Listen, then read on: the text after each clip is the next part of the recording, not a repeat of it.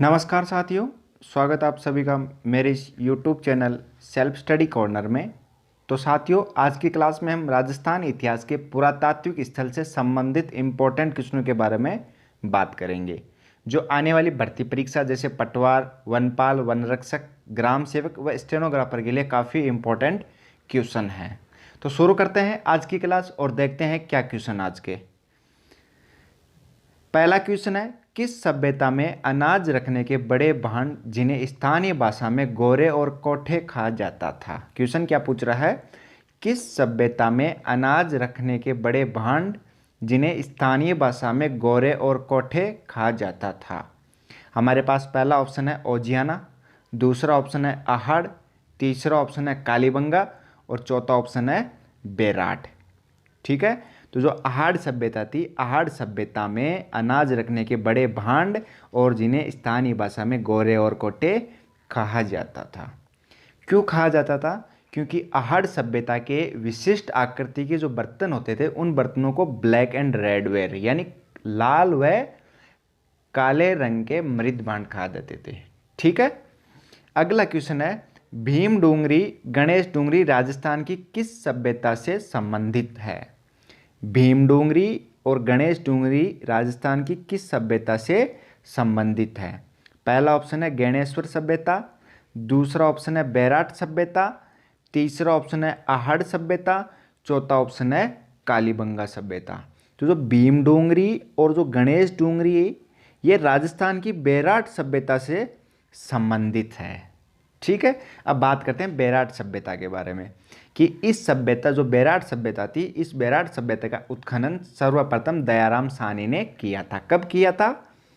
1936 और 37 में। ठीक है, 1936-37 में सबसे पहले उत्खनन दयाराम साहनी ने इस सभ्यता का उत्खनन किया था। लेकिन बाद में क्या हुआ, पुनः इस सभ्यता का उत्खनन किया गया था। वो कब किया गया था? 1962-63 में इसका उत्खनन किया गया था।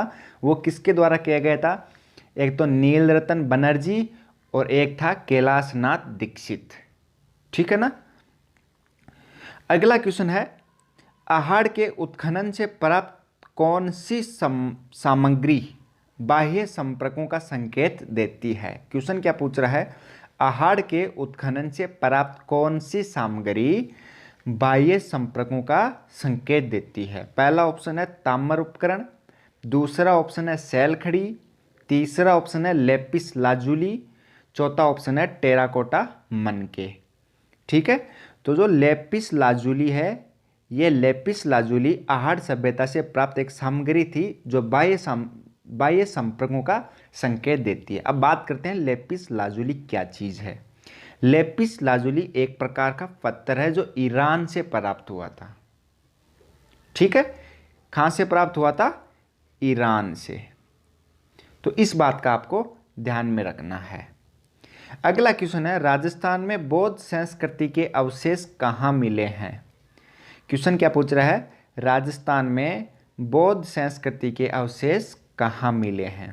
पहला ऑप्शन है नागदा, दूसरा ऑप्शन है ओसिया, तीसरा ऑप्शन है बेराट, चौथा ऑप्शन है कोई नहीं। तो राजस्थान में जो बौद्ध संस्कृति है, इस बौद्ध संस्कृति के अवशेष बेराट सभ्यता से प्राप्त हुए हैं। इस बात का आपको ध्यान में रखना है। अगला क्वेश्चन है, किस सभ्यता से 11 कमरों वाला विशाल भवन और 4000 वर्ष पुराना एक कंकाल मिला था? क्वेश्चन क्या पूछ रहा है, किस सभ्यता से 11 कमरों वाला विशाल भवन और 4000 वर्ष पुराना एक कंकाल मिला था? पहला ऑप्शन है आहड़, दूसरा ऑप्शन है बालाथल, तीसरा ऑप्शन है बेराट, चौथा ऑप्शन है बागोर। ठीक है, तो जो बालाथल सभ्यता है, बालाथल सभ्यता से 11 कमरों वाला एक तो विशाल भवन और एक 4000 वर्ष पुराना कंकाल मिला था। किस सभ्यता से? बालाथल सभ्यता से। अब बात आती है बालाथल सभ्यता क्या है, इसके बारे में थोड़ी जानकारी ले लेते हैं कि यह उदयपुर शहर से लगभग 42 किलोमीटर दक्षिण पूर्व में वल्लभ नगर तहसील में स्थित है। ठीक है, और सर्वप्रथम इस सभ्यता का उत्खनन किसने किया था? वो किया था वीएन मिश्र ने किया था। किसने किया था? वीएन मिस्र ने सबसे सर्वप्रथम इसका उत्खनन किया था। ठीक है, अगला क्वेश्चन है, वह स्थान जिसे प्राचीन भारत का टाटा नगर कहा जाता है। बहुत ही अच्छा क्वेश्चन है। क्वेश्चन क्या पूछ रहा है, वह स्थान जिसे प्राचीन भारत का टाटा नगर कहा जाता है। पहला ऑप्शन है तिलवाड़ा, दूसरा ऑप्शन है नगर जो कि टोंक में है, तीसरा ऑप्शन है रेड जो कि टोंक में है, चौथा ऑप्शन है नगरी जो कि चित्तौड़गढ़ में है। ठीक है, क्वेश्चन क्या पूछ रहा है, वह स्थान जिसे प्राचीन भारत का टाटा नगर कहा जाता है। ठीक है, तो जो रेड यानी टोंक में इस जो रेड सभ्यता है, ये एक जो रेड है ये एक प्रकार की सभ्यता है। रेड सभ्यता को प्राचीन भारत का टाटा नगर कहा जाता है। ठीक है, अब ये रेड सभ्यता क्या चीज़ है इसके बारे में थोड़ी जानकारी ले लेते हैं कि रेड सभ्यता प्राचीन राजस्थान का टाटा नगर नाम से प्रसिद्ध है और इस सभ्यता के उत्खनन में एशिया का अब तक का सबसे बड़ा सिक्कों का भंडार मिला एक तो, और एक क्या मिला है, बड़ी संख्याओं में मूर्तियां मिली हैं। ठीक है, तो दो चीज़ आपको ध्यान में रखनी है कि इस सभ्यता से एशिया का अब तक का सबसे बड़ा सिक्कों का भंडार मिला है और दूसरा बड़ी संख्या में मूर्तियां मिली हैं। ठीक है, अगला क्वेश्चन है, चीनी यात्री जिसने भीनमाल की यात्रा की थी। पहला ऑप्शन है फाइयान, दूसरा ऑप्शन है संगयून, तीसरा ऑप्शन है हवेनसांग, चौथा ऑप्शन है इत्सिंग। ठीक है, जो हवेनसांग था, हवेनसांग ने एक चीनी यात्री था हवेनसांग, इसने भीनमाल की यात्रा की थी। ठीक है, अब बात करते हैं भीनमाल क्या है। भीनमाल यह माघ कवि की एक जन्मस्थली है। किसकी जन्मस्थली है, माघ कवि की जन्मस्थली है भीनमाल। ठीक है, अगला क्वेश्चन है, किसके समय हवेनसांग राजस्थान आया था। क्वेश्चन क्या पूछ रहा है, किसके समय हवेनसांग राजस्थान आया था। पहला ऑप्शन है राजा भारमल के, दूसरा ऑप्शन है राणा कुंभा के, तीसरा ऑप्शन है राणा सांगा के, चौथा ऑप्शन है हर्षवर्धन के। तो जो हवेनसांग राजस्थान आया था ये हर्षवर्धन के काल में राजस्थान आया था, इस बात का आपको ध्यान में रखना है। ठीक है, अब अगला क्वेश्चन है, सुनारी सभ्यता के अवशेष कहाँ से प्राप्त हुए हैं। बहुत ही अच्छा क्वेश्चन है। क्वेश्चन क्या पूछ रहा है, सुनारी सभ्यता के अवशेष कहाँ से प्राप्त हुए हैं। पहला ऑप्शन है झुंझुनू, दूसरा ऑप्शन है चूरू, तीसरा ऑप्शन है बीकानेर, चौथा ऑप्शन है सीकर।